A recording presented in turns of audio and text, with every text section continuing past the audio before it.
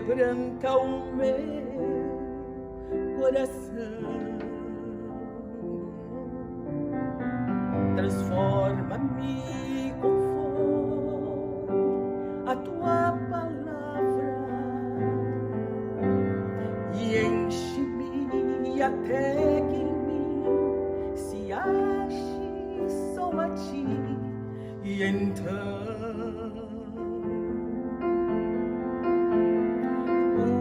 usa-me, Senhor,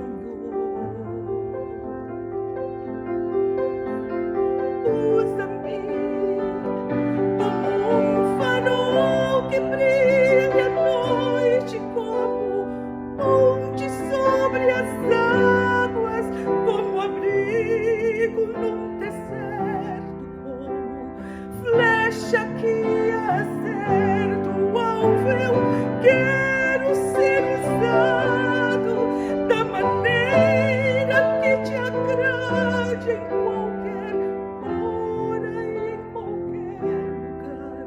Eis aqui a minha vida, usa-me, Senhor, usa-me.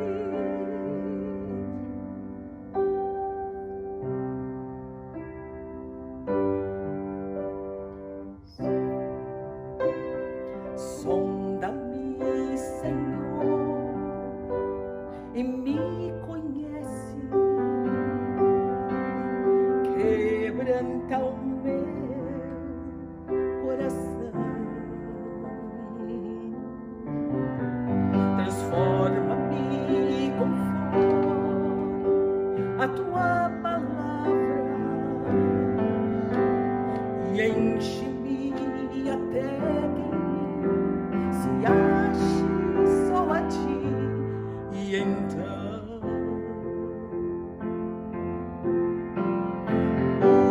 usa-me, Senhor, usa-me como um farol que brilha à noite, como ponte sobre as águas, como abrigo num deserto, flecha que acerta o alvo. Eu quero ser usado da maneira que te agrade, em qualquer hora e em qualquer lugar. Eis aqui a minha vida, usa-me, Senhor,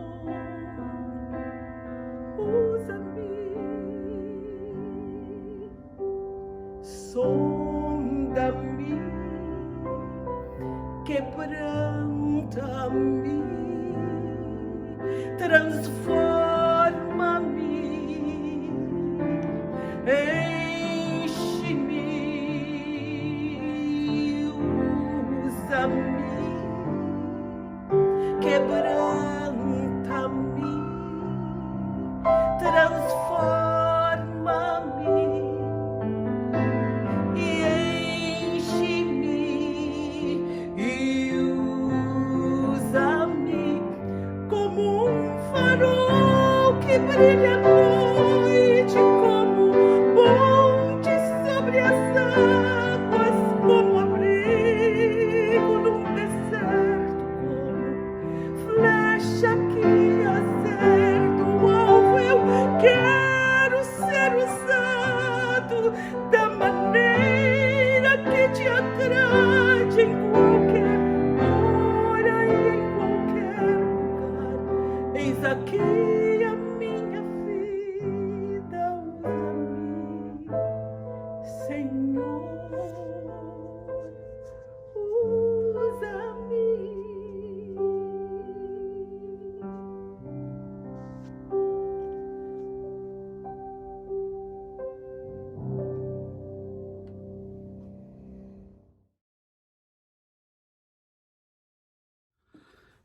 Boa tarde, tudo bem? Bem-vindo à nossa célula virtual.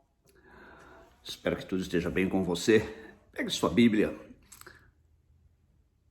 Pegou? Vamos orar.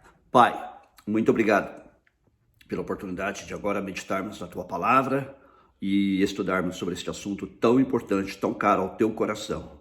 Abre as nossas mentes e corações para que o entendamos e para que possamos ser cooperadores contigo na realização desta grande obra. Em nome de Jesus. Amém. Hoje eu quero falar sobre um assunto muito importante, um assunto central ao Evangelho, central à proclamação do Evangelho. Quero falar sobre missões. Abra sua Bíblia comigo em Mateus, capítulo 28. Nós vamos ler os versículos 16 ao 20. Diz assim a palavra de Deus. Os 11 discípulos partiram para a Galiléia, para o monte que Jesus lhes havia designado. E quando viram Jesus, o adoraram. Mas alguns duvidaram. Jesus, aproximando-se, falou-lhes, dizendo: Toda autoridade me foi dada no céu e na terra. Portanto, vão e façam discípulos de todas as nações, batizando-os em nome do Pai, e do Filho, e do Espírito Santo, ensinando-os a guardar todas as coisas que tenho ordenado a vocês.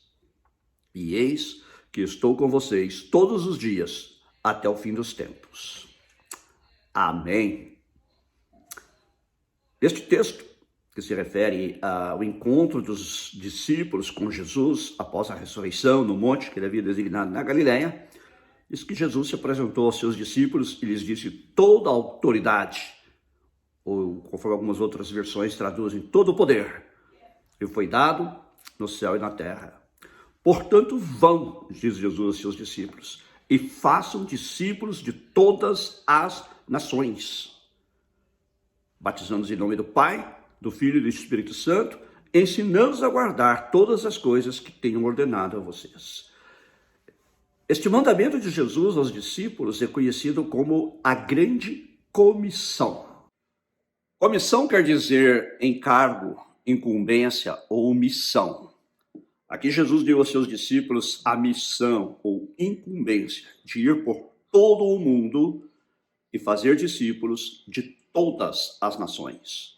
A palavra nações usada por Jesus aqui é etnos, de onde vem a nossa palavra etnia. Então não se refere a países, como nós nos entendemos hoje, mas a povos, porque no mesmo povo, no mesmo país, pode haver várias etnias. Como no Brasil, nós temos várias etnias. Inclusive as tribos indígenas, para as quais nós tendemos a olhar como se fosse um único bloco, na verdade, muitas delas são de etnias diferentes. Então Jesus está nos dizendo para ir e fazer discípulos de todas as etnias, de todos os povos. No Brasil há cerca de 150 etnias, 150 povos indígenas que ainda não foram alcançados pelo Evangelho. E da mesma maneira em todo o mundo, há cerca de talvez 10 mil povos, os números variam, mas há cerca de talvez 10 mil povos que ainda não foram alcançados com o Evangelho. E mesmo dentro dos povos que já foram alcançados, há povos em que a maioria da população ainda não foi alcançada, como por exemplo na China, onde a maioria étnica não foi alcançada pelo Evangelho. Este é o desafio de Jesus para nós, que nós vamos por todo o mundo e façamos discípulos de todas as nações. Isso é a grande comissão. Alguns têm chamado a grande comissão pejorativamente de a grande omissão. Por quê? Porque a igreja muitas vezes tem falhado no entendimento da incumbência que lhe foi dada e na realização da grande comissão. Se nós olharmos historicamente, tirando talvez a Igreja Católica Romana, que mandou missionários por todo o mundo conhecido da época, os protestantes, durante muito tempo, negaram a obra de missões. Embora Lutero e Calvino e outros reformadores tenham dado grande influência, grande ênfase à evangelização da Europa, eles se esqueceram do resto do mundo. Houve até alguns teólogos protestantes que chegaram a pensar que não era função da igreja ir por todo o mundo e fazer discípulos de todas as nações, que esta ordem já havia expirado, né? Havia vencido o prazo de validade. Ela teria sido apenas para os apóstolos e os discípulos primitivos. Porém, Jesus dá a palavra aqui que é válida para todas as gerações. Foi em 1792 que o primeiro missionário evangélico, um pastor batista saiu da Inglaterra e foi para a Índia. Seu nome era William Carey, também conhecido no Brasil como Guilherme Carey. E foi a partir daí que começou a obra de missões protestante no sentido global. Já antes havia tido alguns movimentos protestantes de missões, como os Irmãos Morávios, que saíram da Alemanha, da Boêmia. Boêmia seria mais ou menos em Tchecoslováquia, hoje a República Tcheca e a Alemanha, e foram para, por exemplo, o Caribe e outras partes para pregar o Evangelho. Mas entende-se historicamente que o movimento protestante de missões começou com William Carey em 1792. E ele foi muito combatido, ele não foi entendido. Quando ele entendeu que era a missão da igreja ir por todo mundo e fazer discípulos de todas as nações, ele foi muito criticado, mas ele perseverou no entendimento dele das Escrituras e foi. Deus abençoou o trabalho que ele fez. Hoje, se você vai à Índia, existe uma grande influência de William Carey, porque além de missionário, pregador do Evangelho, ele também foi um tradutor da Bíblia, ele aprendeu vários idiomas e dialetos indianos, e ele também era muito bom na área agrícola, e ele desenvolveu alguns projetos agrícolas. E hoje na Índia você encontra muitas instituições com o nome de William Carey por causa disso. Mas, o que é que Jesus nos manda fazer aqui? Vamos dar uma olhada no texto. Mantenha sua Bíblia aberta. Jesus diz, vão por todo o mundo. Algumas autoridades bíblicas entendem que Jesus disse da verdade, indo por todo o mundo, façam discípulos de todas as nações. Mas eu entendo que Jesus realmente quer que a gente vá por todo o mundo. Indo ou vão não faz muita diferença aqui nesse contexto. Jesus mandou ir por todo o mundo conhecido. Onde houver um ser humano, a igreja de Jesus Cristo deve ir. Mas quando a gente fala igreja, a gente pensa na instituição. Na verdade, você e eu. Ou se eu e você não podemos ir, devemos mandar alguém que possa ir e esteja disposto a ir para evangelizar, para proclamar o evangelho. E essa é a missão da igreja, ir por todo o mundo. Há algum rincão no Brasil onde ainda não há uma igreja estabelecida? Ali devemos ir. Há um rincão no mundo onde ainda não haja uma igreja, na África, na Ásia, onde seja. Ali devemos ir. A missão da igreja é a comissão da igreja. Ir lá é o encargo, é a incumbência da igreja. Ir até aquele lugar. E fazer o que ali? Jesus diz, vão por todo mundo e façam discípulos de todas as nações. Então, nosso trabalho é fazer discípulos. Nossa missão é fazer discípulos. Nossa igreja, em particular a Bíblia, entende que é nosso dever, é nossa missão. E por isso nós colaboramos com alguns missionários espalhados pelo mundo. Temos missionários que apoiamos no Brasil, na África, em Cuba e outras partes do mundo. E Deus tem abençoado esse trabalho. Agora, com a pandemia, eu sei que muitas igrejas perderam parte dos seus recursos, inclusive a nossa igreja também foi afetada por isso, mas nós não abrimos mão de fazer aquilo que Deus nos chamou para fazer. Recebemos muitos pedidos de missionários, de organizações missionárias para apoiá-los financeiramente. Infelizmente, não podemos apoiar a mais do que aqueles que já apoiamos atualmente. Mas dentro daquilo que podemos fazer, nossa missão, nossa igreja é uma igreja comprometida com esta missão que Jesus nos deu. E eu espero que a igreja, se você faz parte de uma igreja, também seja, que você, pessoalmente, seja também comprometido com missões. Você contribui para missões, você ora por missões, esse é o nosso trabalho. Contribuir para que a obra missionária possa ser feita, para que homens e mulheres, jovens e adultos, possam ir a todo o mundo e fazer discípulos de todas as nações. E devemos sustentá-los com as nossas orações e sustentá-los também com nossa contribuição financeira para o sustento, porque são homens e mulheres que muitas vezes deixam profissões lucrativas e se dedicam integralmente à pregação do Evangelho e a fazer discípulos de todas as nações. Então Jesus aqui nos manda fazer discípulos. Jesus não nos manda ir pelo mundo e fazer religiosos, ganhar pessoas para a nossa causa, não. Ele nos manda fazer discípulos. Discípulos de quem? Discípulos de Jesus, que serão discípulos dele sendo nossos discípulos. Nós devemos, então, multiplicar-nos. replicar-nos em outras pessoas, em outros discípulos, para que assim o evangelho possa alcançar em todo mundo. Jesus disse que o evangelho será pregado em todo mundo e depois disso virá o fim. Ele disse que ele seria pregado em todo mundo e testemunha a todas as nações, ou seja, ele testemunha a todas as etnias. Muitas pessoas pensam, isso ainda está muito longe de se cumprir. Outros dizem, não, estamos perto, porque só faltam tantos mil povos para serem alcançados. Não estou falando milhões de pessoas, mas de povos, ok? Então, como eu já disse, algumas estatísticas apontam que são cerca de 10 mil povos que ainda não foram alcançados pelo Evangelho, povos dos quais ainda não há discípulos. Mas nós não sabemos com certeza, porque hoje, com a tecnologia existente, como a internet e vários outros meios de comunicação, é possível que mesmo entre aqueles povos que nós pensamos não haver missionários, ou melhor, não haver discípulos, já haja discípulos que foram feitos digitalmente, foram feitos pelas ondas do ar, foram feitos por satélite, enfim. Mas, de todo modo, nós não temos certeza, e por isso nós devemos procurar alcançar os povos não alcançados. E, claro, dentro dos povos já alcançados, multiplicar o número de discípulos, multiplicar o número de discípulos também, porque esta é uma missão da qual a igreja está encarregada até a volta de Jesus. Até a volta de Jesus. Há uma discussão teológica sobre se Jesus só voltará depois que o evangelho tiver sido pregado em testemunho em todas as nações. Eu creio que Jesus disse exatamente isso, que ele disse assim, esse evangelho do reino será pregado em todas as nações, em testemunho em todas as nações, e então virá o fim. Então, é possível aqui mais de uma interpretação, que sim, Jesus só voltará depois que todos os povos tiverem sido alcançados pelo evangelho e de todos os povos haja discípulos. Esta é uma interpretação possível. Neste caso, ainda faltam alguns milhares de povos, mas como eu disse, nós na verdade não sabemos se esses povos já não foram alcançados. Às vezes pensamos que não, e na verdade eles já foram.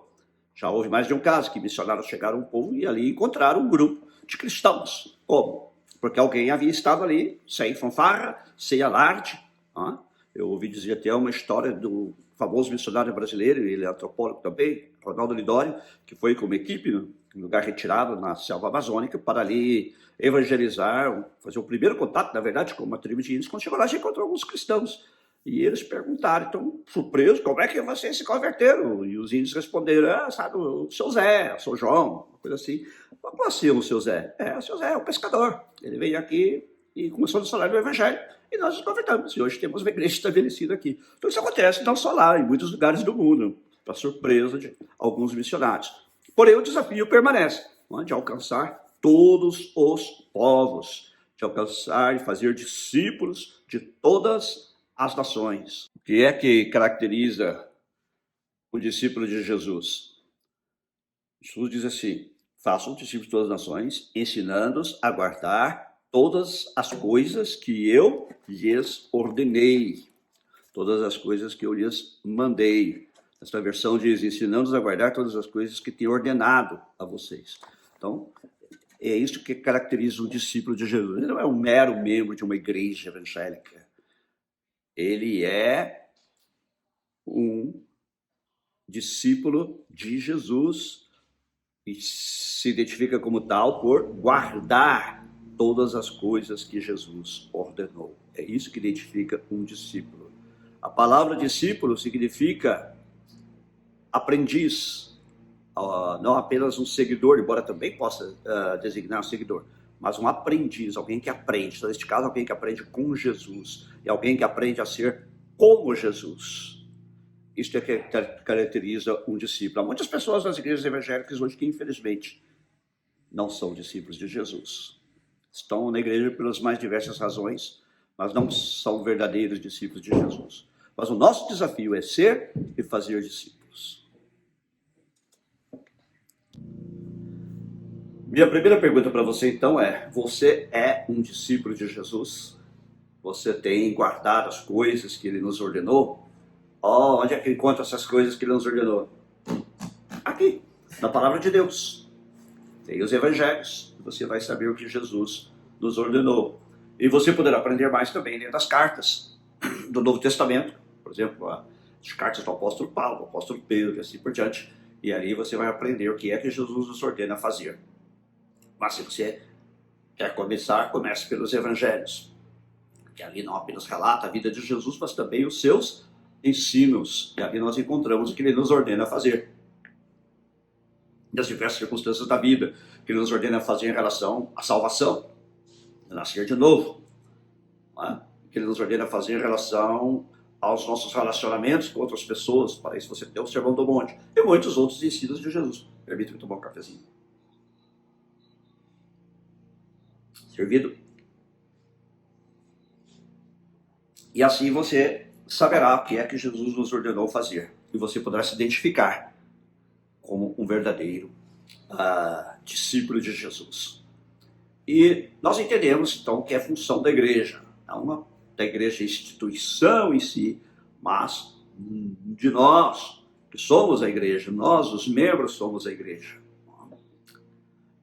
Fazermos missão. Claro que as instituições nos ajudam nisso. Por exemplo, se você é membro de uma denominação, sua denominação possivelmente tem uma junta de missões, para a qual você pode enviar suas contribuições, e essas contribuições serão destinadas aos missionários que estão no campo, tanto dentro do Brasil como fora, em todo o mundo, fazendo discípulos de todas as nações. Também existem aquelas organizações para-eclesiásticas, que são missões organizadas por irmãos nossos, mas que não estão ligadas a uma denominação específica, que também fazem missões. E existem missões nacionais, seja dentro do Brasil, ou aqui no nosso caso, dentro dos Estados Unidos, e missões mundiais, que são em outras partes do mundo. No nosso caso, para nós, os missionários que sustentamos no Brasil são missões mundiais, porque nós só estamos no Brasil, mas para vocês seriam missionários nacionais. E eu vou falar um pouco sobre alguns desses missionários, vou entrevistar alguns desses nossos missionários, para você entender melhor o trabalho que eles fazem. Quero dizer que nenhum deles é ligado especificamente à nossa igreja, nenhum deles é membro da nossa igreja. E assim, se você também se sentir tocado no seu coração para contribuir para o ministério deles, você pode fazê-lo diretamente, não depende de nós, especialmente se você está no Brasil, tá bem? Mas o importante é isso, é que nós cumpramos o comissionamento que nos foi dado por Jesus, de ir por todo o mundo e fazer discípulos de todas as nações. Para encerrar hoje, eu gostaria de fazer a segunda pergunta. Você já contribui com a obra de missões? Você contribui com a obra de missões da sua igreja local? Você contribui com a obra de missões da sua denominação?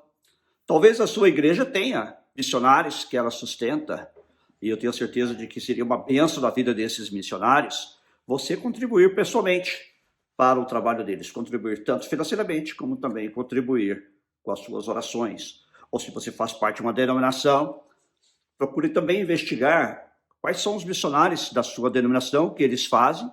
Ore a Deus e veja quais missionários você gostaria de apoiar também, apoie-os. Com isso você estará cumprindo a grande comissão.